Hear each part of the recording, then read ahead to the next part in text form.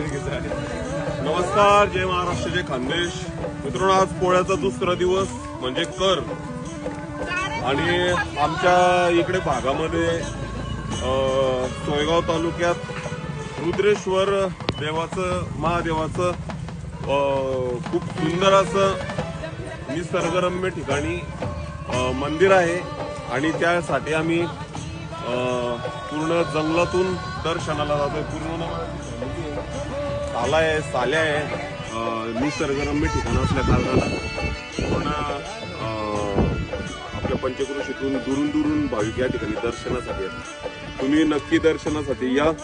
श्रावण महिन्यात सुद्धा खूप चांगली गर्दी या ठिकाणी राहते. आणि भाविकांचं खरं म्हटलं तर श्रद्धास्थान आहे भगवान रुद्रेश्वर.